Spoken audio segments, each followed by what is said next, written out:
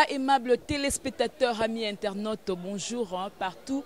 Vous aurez l'occasion de nous suivre sur EHP Média. Eh bien, c'est déjà votre émission Micro Libre avec moi, la vôtre, Jemima Ibele, gros bébé de la presse congolaise, la giga de la presse congolaise, la femme riche. Alors, je suis là encore une fois pour ces nouveaux numéros de votre émission que vous aimez tant. Et sur ces plateaux, je vais m'entretenir avec un ancien du groupe Quartier Latin qui a fait son temps. En tout cas, il vous a emballé par sa belle voix.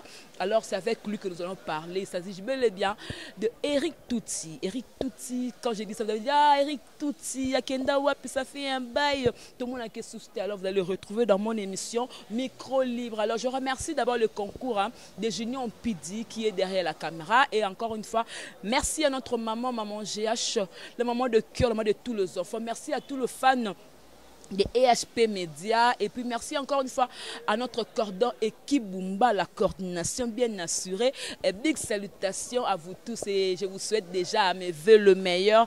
À vous tous déjà bientôt là. Nous allons dire au revoir à l'année 2017 et dire la bienvenue à l'année 2018. Et puis nous allons dire bonne année. Alors déjà j'ai dit mes meilleurs vœux à JB Koumalouta, le vrai pétrolier de Dallas, moi je te confirme. Et puis mes vœux le meilleur à Tilouva, l'ambassadeur de Dallas, à Kim Pemba, la main électrique depuis la Belgique. Et je n'oublie pas aussi de saluer Papim Voima, les chansons depuis Allemagne. Je suis avec Eric Touti, l'artiste Tobé Tampé Masolo. On avait dit que non, son jeune frère Fali Poupa Azo produirait. Il a son orchestre, il est leader maintenant. À Kobete la biso, depuis tant longtemps que pas Kofi Olomide na tisiko yo. Ah ça la nini. Et là on est dans les capables na vie artistique, il y a Eric Touti. Il est avec moi sur ce plateau à qui j'ai déjà bonjour. Bonjour Jemima. Voilà Eric, un mot d'abord gentil hein, la femme Touba Hollanda na EHP Média. Je dis bonjour à tous les internautes.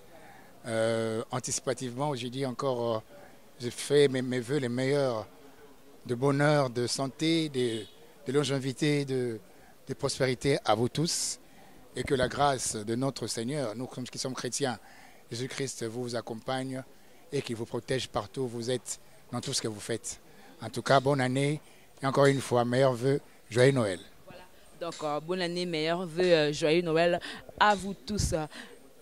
Pour un peu rendre l'utile à l'agréable, qu'aux ça va tout le monde qui est une belle mélodie, Eric Touti, va comprendre encore que nous voyons et qui est daté le zakati le au ça va un morceau mon robe banzembo no au tout ba vocal au ça là na orchestre na bino quartier là. Likambo nanga mama sekele, likambo nanga mama sekele mama. Kolobana motote no ke kosala incendie. Kolobana motote no ke kosala incendie ngana kamwe. Anga mama anga ba kolelanga. Anga tuti nga ba kokundanga e. Pona yo mama, pona yo. Oh. Asusi nanga yo yondo ya mama. Kotemba bokanga Eric Touti bokanga déjà.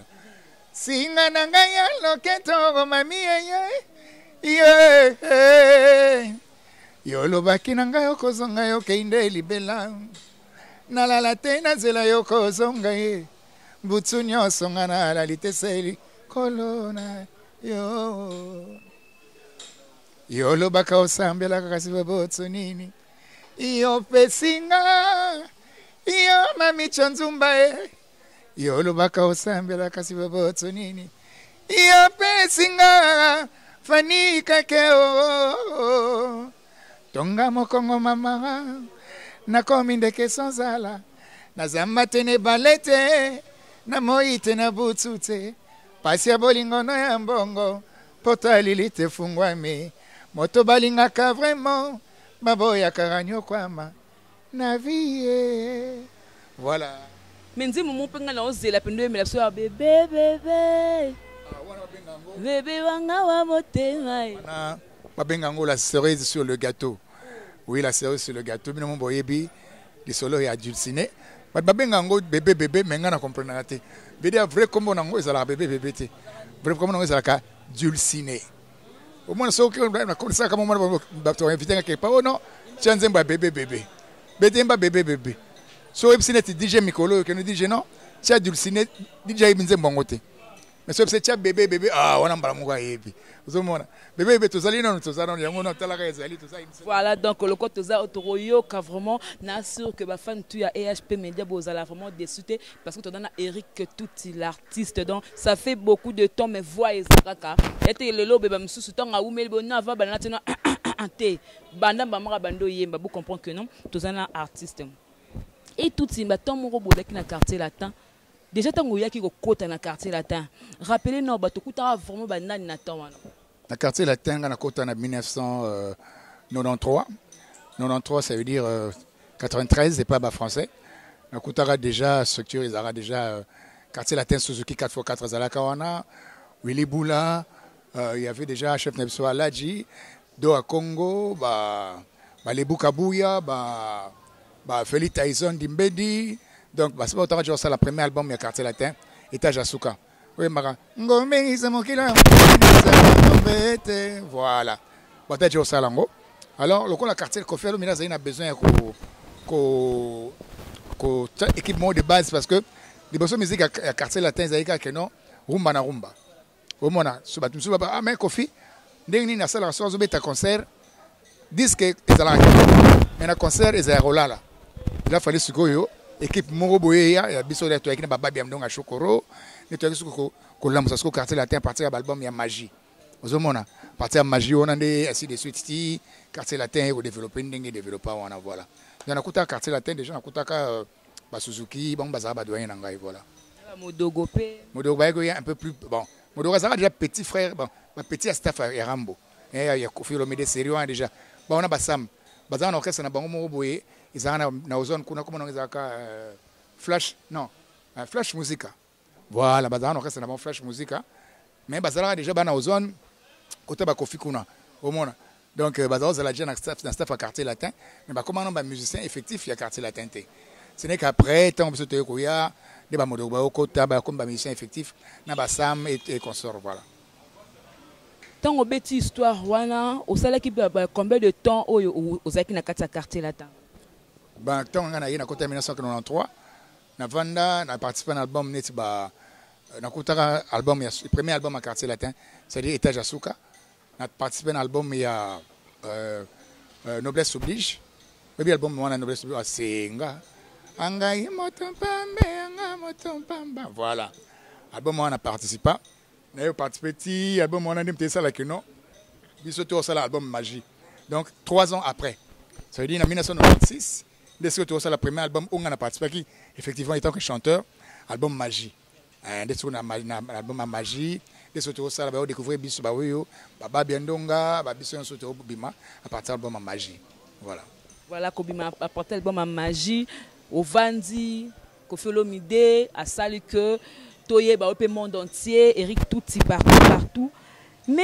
du coup directement tout le monde Eric Touti à Longwe à sous na kata quartier latin Toye ba vraie raison où ça là que Olongwa vraiment la quartier latin parce que tant Olongwa qui te sentait que moi vide mon robot na bi na tona nga pena dara moi mke mais moi na mke mon robot déjà na yo karape musique parce que to ko lo ba te que non wa moi mke mo yo karate mais na yo kaka c'est que moi tom mon robot c'est que moi vide mon robot Eric Touti à sous du coup okendaki ba réseau zaki ni Olongwe na quartier latin. Bon en fait kolongwa na biso na quartier latin na le bango maintes fois mutalunga en fait quartier latin ba balungwa te ezala que non Kofi Olomide asa lokola sélectionneur mo boy après ça bino secret mo ba belé ba chroniqueur mingi ba ya barate Kofi Olomide azali l'artiste oyo asali ba featuring na presque ba musicien nyonso surtout RDC voilà est-ce que bango boy habité carrière à Kofi Olomide est basée sur ba feat. Ça veut dire que banda Kofi Olomide banda ba premier album na yemba na ba Lukombo Jefar ayemba ba Carlito ayemba ba Debaba ayemba ba ayemba ba Mukangi DS ayemba na ba Papa Wemba ba Evoloko ba nan ba Bozi ayemba na ba tout Donc on a refait le midi on a assis ça mais c'est nous sur nos yemba na bango esika moko. Donc carrière na ye ezalaka basé par ba fit. Yé aza étant que Koffi Olomide na voix na ye azio posa na voix mo wande Monique non banzemo azo sala mi. Asa disque na ye Koffi Demo le biso to na debe ka ba fit. Sikoyo biso sikoyo différence na fait mais non on met dans ba live. Je vois un niveau comment comme ce soit que Goya et que à que na poto ben avec sur moi conseil moi na ben na ba poto on a ba yemba après faire sikoyo tu vas sikoyo au niveau la photo moi que ici on conseil international donc si on a ce que je veux dire présence c'est quel conditionné par besoin au Koffi Azana on a mérite on a pour un nzembo moko boye te soit eloko moko azana eloko besoin moko boye soit obina kabi soit azana présence moko boye présence de profil moko na kete moko boye ou bien te pour na voix moko boye donc Koffi Olomide il n'a fait que des feats et des donc ce que je n'attends pas que tu as sur les c'est ce que c'est ici ma campagne na moko soit mon elongo soit besoin et puis bon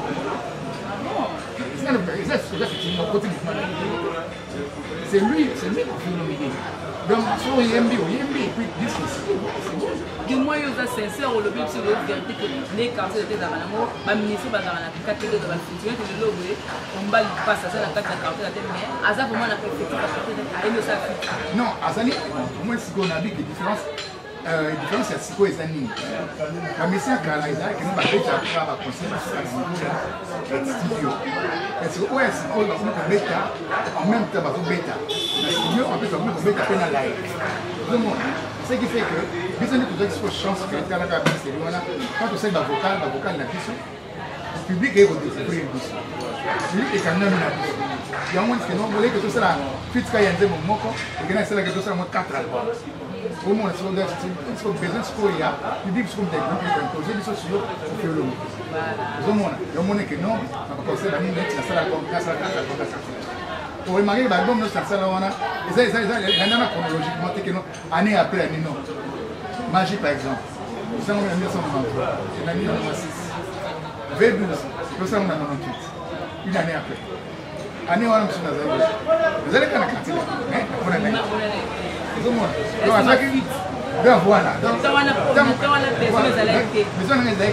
voir mon sous il y a album album on a ils avaient album avec quoi pour ça on a papa oui donc quartier la tête intervenir ils ont trouvé besoin on a fait comment on a fait 12 pour tout ça on a fait 12 après tant qu'on soit fait 12 on a passé le groupe là et comme ils sont costauds par exemple bani c'est sérieux c'est comme si on était pas pour faire là bani ngai nani moïse donc ce qui veut dire que donc après nous avons son album il y a attentat là quartier la terre académie ça là donc on voit que ça chronologiquement et la nana après attentat nous avons son dernier album na sala qui est force de frappe la logique on a dans le bas présence d'angai et absence dans la quartier la terre ils doivent dépendre de besoin au Koffi Olomide azana mo na minute one même les lots ceux qui ont dit que non à autre et proposé par son disponible dessus alors que Eric dans un album moko boye donc on a dit bon na yo na ninga on a boye mais là ka passe à proposer là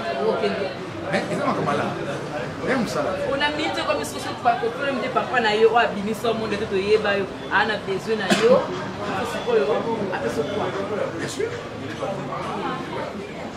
mais attendez même pendant la deuxième quartier alors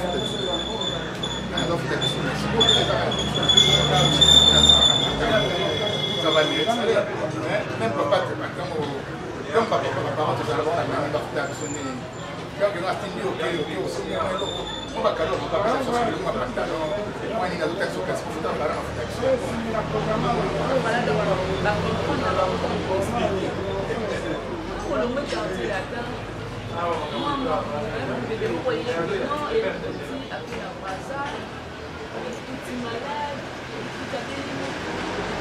alors ma copine là non c'est Koffi Olomide donc Vous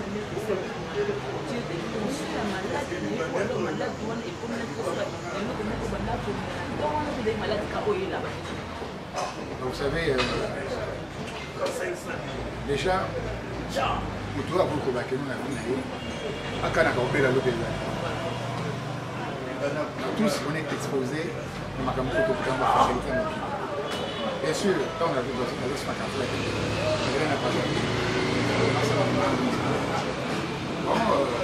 c'est normal qu'il y ait un malade, comme bateau soit malade. Il y a des gens qui faut être des alarmes. Si on va stigmatiser, toujours belle à la biso d'artiste pour aller. Parce que biso nous avons parce que on se retrouve dans mon mini. Au linga tout le monde a défaut. Il y a tellement de convaincus que c'est bien. Ce moins de défaut, mon cœur, donc on a appelé que donc les autres. Les gens qui ont mon pantalon, les gars. Quand on a dit que non, les gars salité, mettez tout la place telle. Mais il faut l'attendre quand même. Vous êtes conscient que nous avons pris pour quelque part. Mais il va être aux amants à l'esprit. Après, il va monter, mais il va c'est vraiment un autre. Voilà, donc, ils ont une conscience à battre. Donc, on trouve aller à une maladie. Alors, il y a des gens qui appellent la malaria. Qui n'aiment pas ça, la malaria. C'est qu'il faut ça, la caméra, tellement de la malaria. Ça peut dire que non, qu'on n'est pas existant. Encore plus, on a une coïncidence, il y a belli, après quelques temps, là, j'ai pas belli. Après, donc, comme ça que nous avons fait le méga. Non, rien à voir. Moi, tout ça, on a besoin d'abord, on a tout à fait normal. L'autre personne a béni là-bas, on va faire que non, on va faire la tête. Non, rien à voir. Non, ils ont une maladie non passager. Bon, là, tu vois, je suis en bonne santé, je suis bien. Donc, on est passé, voilà. Tout ce qui s'est passé, c'est passé. Donc, il n'y a pas de feu, quoi. Donc, c'est le passé. C'est le passé parce que il y a besoin de la face. Oui, parce que tout à coup, c'est que là, on n'a pas ces attaques parce que maladie, maladie, ça passe. Tout le monde. Ça vraiment une période où un moment que tu as perdu, on va pas faculté, non, on se ça là, on se l'a mouché donc donc je souhaite vraiment plein de guérisons à Bâtons tout, surtout durant l'année au dessous bande. Papa s'est mis ici là, moins de malaria, moins de AVC, parce que dire AVC comme on occupé sur le tête. Même moi on a 2 ans, on a pas AVC. Si on va venir comme on a demandé de l'hôpital, on a des décisions d'aller dans ici. Au moins donc moins de malaria en 2018, en tout cas nous avons besoin de ça. Mais non, en fait, pourquoi les gens ne veulent pas parler des choses qui sont très mal? Il faut qu'on en parle. Oui, ça n'a pas si. Non, pas si là, c'est bon. Pour vous, pas si le n'a pas pourquoi. Vous avez ces mots, après 2 minutes, la paf. Vous avez une mère qui vous a fait un peu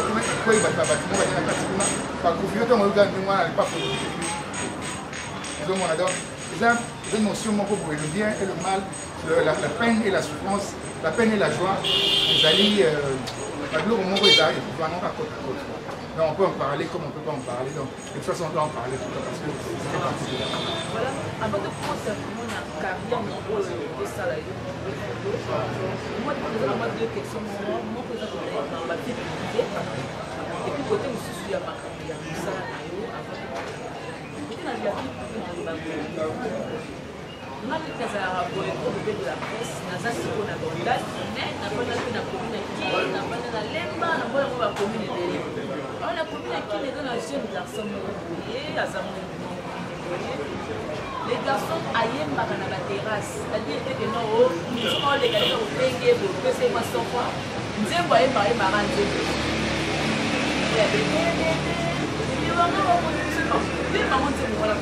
Parce que nous sommes les gars qui sont les bébés, alors, côté là, tu vas comprendre, il y a tout ça, après, pour saboter, moi, on a fait des choses, on a fait des avions, autorité de la place, j'étais les noms, on a de la place, à Soiraé, à la haute école, on a fait une voilà, à l'hôpital, ça y est. Donc autorité on a voir même yo ko ya bonne o luka autorité no ko ta te mais ce moi là na yé en ko ta fait vers et pas dans le bateau le logo na EHP Media le polo ba ni ko na le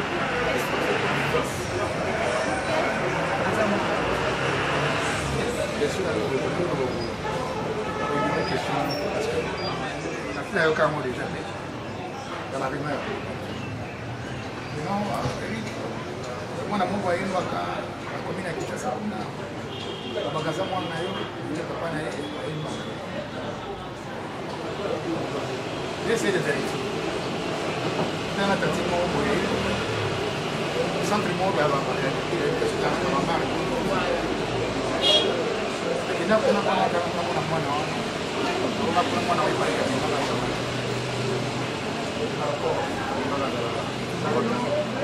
Mama na yena, mama na yena. Sugo mama na yena, ça va pas parler, ça va pas décoter. Vous savez,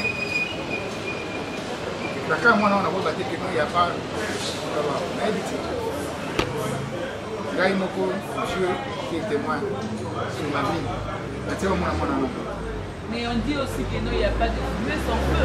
Parce que papa va se payer d'artistes et pour lui, doit en appeler. Mais moi, là, quand on a raté, nous, papa, même si maman n'a pas dit, nous, papa, n'a pas dit. Attention, pas d'avoir qu'on a montré avec tes papa, n'a pas dit. En tout cas, ma chère, vraiment, sérieusement, sinon, on a une baguette d'un mécanisme parce que tu dois apprendre en Haïti. En fait, je peux me donner à apprendre en Haïti. J'ai essayé une fois. Mais la première personne qui a une question dans les médias. J'ai essayé de voir ça au clair, mais dans mon tête, on a fait l'effort sur ce sujet.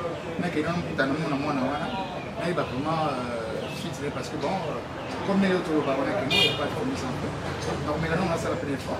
Tout dans le renseignement après l'émission, on a ça comme ça, après c'est un gros pays. Et place maintenant, ok, les communes dans la noyée, parce que moi, la minute au programme, on s'est plutôt ok. Pour y aller, pénal, la minute sur le côté autorité. Oh, nous avons besoin de t'appeler à Naya, nous avons moi, nous avons mais non, il n'y a pas de souci. Le problème, c'est pas que nous faisons un coup d'année. Le problème, c'est que poser une question, moi, dans mon temps. Azul Bakena, papa, j'ai un appelé papa, mais j'ai papa. J'ai un papa, deux fois papa m'a passé. J'ai un passé deux fois. Bana Mali Bosso, en ce moment, j'ai 17 ans. Les cas n'a pas fait, ils ont des grands garçons. Mais là, je suis un monsieur, on fait 2 ans, on n'a pas ça qui se joue. Donc, ce qui veut dire que Nazar reste Nazar papa. Pour ne pas dire que nous, on a beaucoup bossé. Non. J'ai 4 enfants, ils baillent, ma passe, ma passe. Donc, des fois, tata ma passe. Je vous l'avais. C'est au Yémen de l'eau, la souga. Vraiment, donc,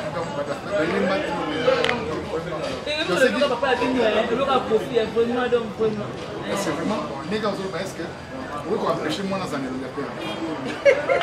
C'est bon, moi, j'espère. Moi, c'est quoi? Moi, on va traîner on a vérifié quand on a vérifié. Mais ce hôtel, je suis mignon si tu veux un macaque. Donc, on a appelé ma soeur. Là, je ne crois pas que la boîte à mon amour est par hasard. Non, je ne crois pas. Mais on va vérifier dans mon information. Voilà, donc je crois que notre EHP pour comprendre et puis on a pour comprendre que on a bien vérifié. Alors, peut-être que nous avons moins d'été, alors peut-être que nous avons moins d'été, mais tout le monde, comme ça, peut-être, va à confinement, ok, nous avons les nouvelles générations, tout va la succès, parce que tout au monde qui va dans le au table, ah, oh, le fab, moi, au table, oui, mais plutôt, moi, dans le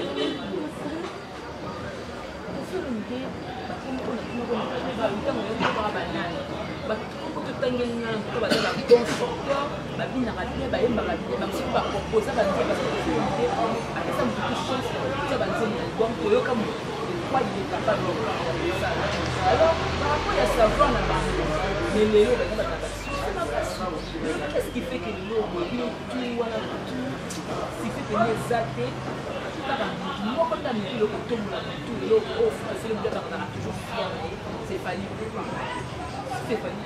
Et nous, il y a ça, au pino tout, naïo péri tout, vous pouvez ça la beauté pour que le lot soit. Bon, vous savez, moi, comment je suis les gens ça que dans le temps, on dit quartier latin, ils allaient au pays, ils allaient au presse, patron de l'issue, ancien patron de l'issue. Les gens ont envoyé du savoir que non, dans le quartier latin, il n'y a qu'un seul chef.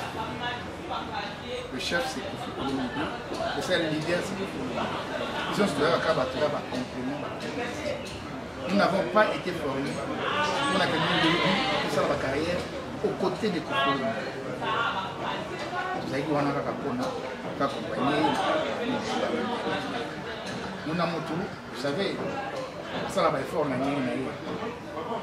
quartier latin académie, je crois que sa carrière, ça va, si vous avez dit ce qu'elle a fait. Je ne dis pas que vous avez dit ce qu'elle a fait. Peut-être avant, par succès, les années d'éléments, mais je crois que tout dans la façon, Azali, grâce à Azali, quand même, dans le niveau haut, il y a un monde qui est parce que mon on comparait réussite à Moninga, n'a pas de moussous, les Arabes, n'a pas de Moninga, on vit dans la comparaison. Parce que moi, je suis Mbanga Moninga, donc, ils ont fait ce qu'ils ont fait. Quand c'est la DP, bon, monsieur la psychique, j'ai mis tout ça dans la main. Puis, je suis allé mes alliés, ils ont besoin d'un abonnement. Ils ont profité. Ils avaient l'homme de Matari. Dans mon dos, là, la paix, vous savez, j'ai ça dans la communauté. On a beaucoup de fatigue. Déjà, le bonheur, déjà, c'est quoi? C'est d'être convié. Si vous êtes déjà dans le moyen, vous avez quand même c'est ça le bonheur en fait. Richesse c'est bien, l'opulence c'est bien, ma famille c'est bien. Mais quand on néglige que non, il faut nous avoir mis tout dans la bande. La mis tout dans la bande. Et peut-être par exemple, par exemple, la baninga moussou, mettez non. Parce que moi je n'ai envie de parler. Dans mon cas spécialement, nous avons oublié quand il y a profité, et si tu as fallu, il était principe musical, il y a pas de ça maison. Donc chacun a son temps. Puis autant on a ça, on va dessiner, et puis tout ça, mais au moins il y a tout ça dans le quartier latin, nous avons il fallait tout ça. Vous voyez, donc la vie continue, c'est pas grave, mais tous alliés, nous sommes tous dans la mission. La course continue, donc heureusement que les gens sont en calamité, mais et puis quand ils en ont tout ça, on trouve la calamité. Ah oui, mais avant il y a des photos. Tous les pays qui on a joué ça dans le lot de l'industrie. Mais le premier, c'était un groupe d'accompagnement. En fait, ma orchestre, on a les notions moins arabes.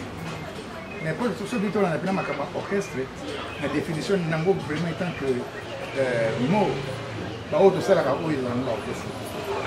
L'arabe a beaucoup d'accompagnement. C'est l'orchestre pénètre au moins, c'est ma pénètre à payer parce qu'on y va. En plus, on a profité pour on avait ça tous les anciens étudiants à INA, nous à INA, 50e année à l'Institut national des arts. On a un ancien de l'Institut national des arts. Donc, bon anniversaire à tous les anciens de l'Institut national des arts. On a 50 ans, jubilé à 50e année de l'Institut national des arts. Donc, je disais quoi? Donc, orchestre, voilà. Bon, les loyaux, vie sociale est une autre.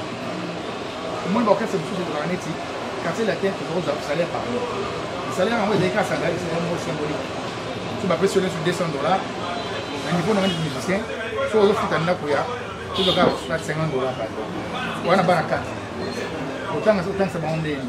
La famille peut dire que non, il faut avoir une voiture, il faut passer dans ce matin, moi, des chimiques à 15 cas.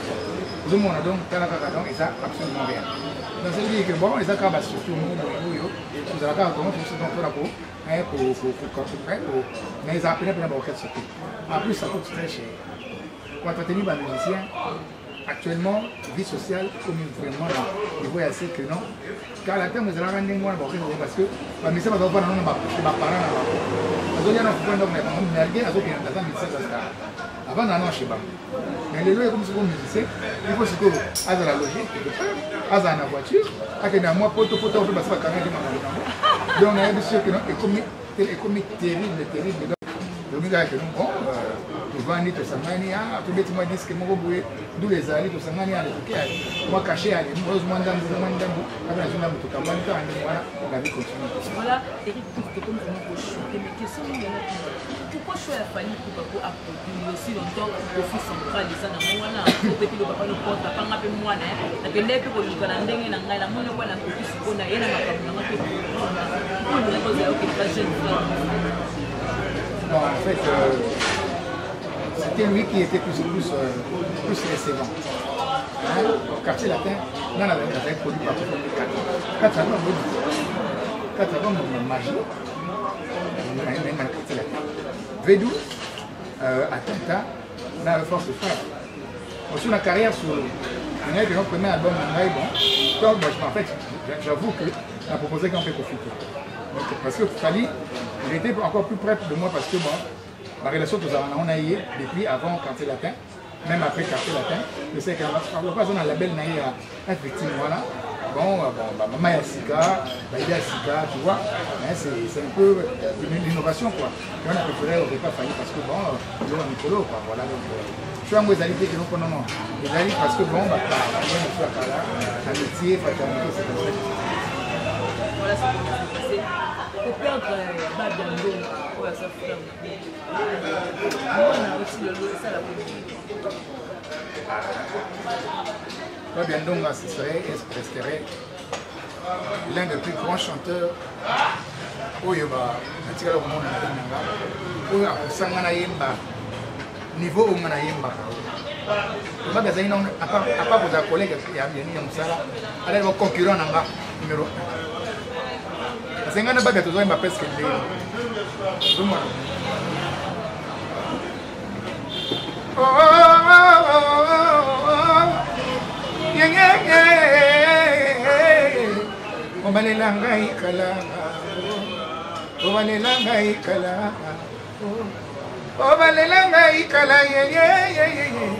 Tu ne connais pas la vie, Moza Sima. Ah, Chokoro.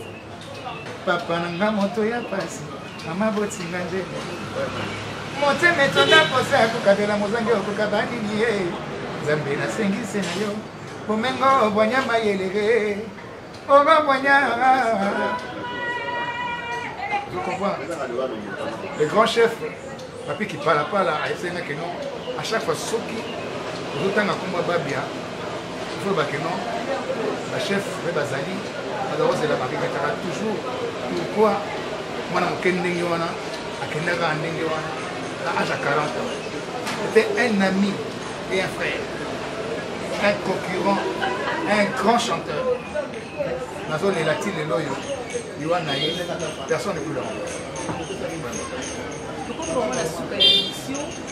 Mais Eric, ça ne va pas concerner. Ne peut pas nous arranger ma parole après moi, la parole de la part des autres. Je ne peux pas donner un mot de la Sika. Il y a trop fait le milieu, et comme il dit la justice, et ça a été nécessairement dans le donc, moi, il y a quartier là-dedans pour adresser les en fait, ma chère amie, je suis vraiment désolé. Tout ce qui se passe là, nous avons un aboutissant. Donc, nous avons un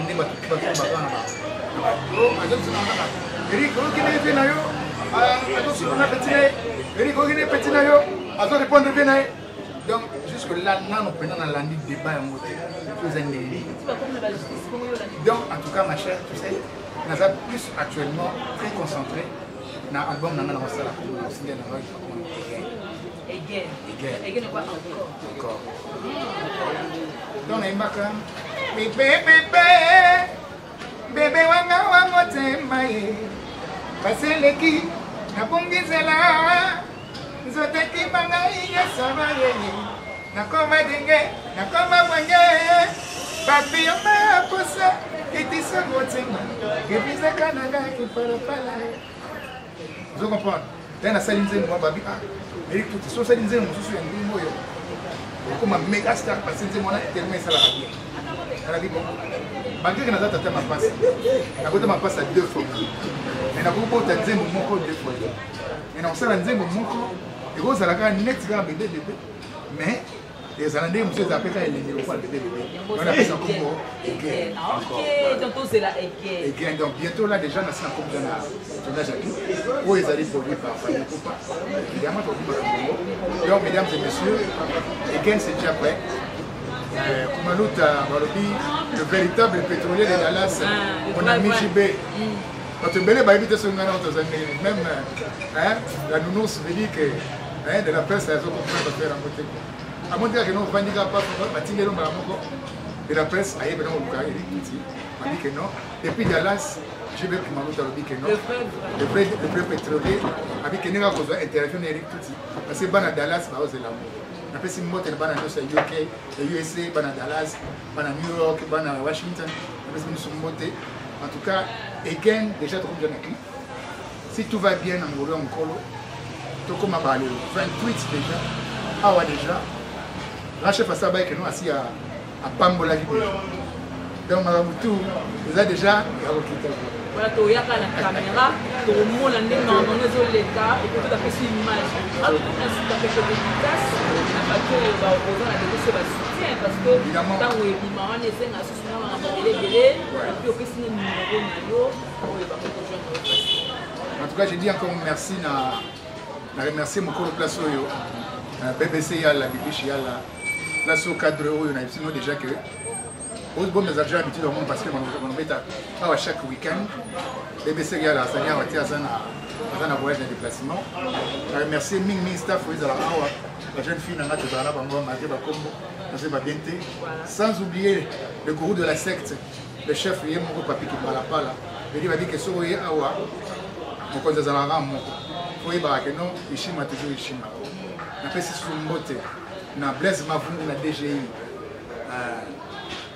bana kin so ke beti moi tourne na ville le loyo OK na Pokémon et pas à Georges Fonch au Touni maître Kazi hein maître Tété Kabo donc bangone babi ke mikolo yo voilà je comprends bana London Johnson Keto le représentant légal Bentley hein bien c'est pour ça wana vous êtes tellement ébélé bah monsieur Bélé je m'y mets vraiment on a dit que c'est le premier contact c'était le dernier contact année la fin de l'année mais année autozo bana les autres autozo qui est na kati again on dit again encore voilà numéro pour nous wangai na tous les réseaux sociaux Nazali au Betaka plus 242 really Moucheni Yaya 82 243 ah vraiment l'histoire Brazzaville vraiment ah non je peux après ça donc plus 243 82 36 86 199 plus 243 82 36 86 199 vraiment on a évité la peste pas tout le monde doyen en tout cas mon ami à la caméra là-bas la monique non ça système il y a drone mais le drone est compliqué mais ben c'est on a évité vraiment non en tout cas bye vraiment la ligue bien on comprend que moi la confesse à vraiment même beaucoup plus bien moi dans le pas vraiment on a évité donc comprenez que non je suis avec Eric Tuti donc l'un des plus grands artistes de notre pays vraiment vous comprendre que non qui moi la confesse à rien au Robert ou pas la oui rappelle quoi oui ah ça matin et à bon mot donc merci tout ce qui était branché sur EHP Média c'était votre émission micro libre avec moi la giga de la presse congolaise le de la presse congolaise chez ça m'est déjà fini pour aujourd'hui si vous avez aimé cette émission dites d'abord merci à Junior Pidi qui était derrière la caméra. Et merci à notre maman GH, le cœur, l'amour de tous les enfants. Surtout merci à notre boss Edo Armand, notre papa. La coordination qui est toujours bien chapeautée par notre évident équipe. Alors je vous aime bien, c'était vraiment moi, gros bébé de la presse congolaise. J'étais Koumalou dans le vrai pétrolier de Dallas. Je n'oublie pas, papi, une fois mal ça depuis l'Allemagne, à qui me fait mal à la mer. Je vous aime bien, nous allons nous retrouver prochainement. D'ici là, portez-vous bien, au revoir. Bye.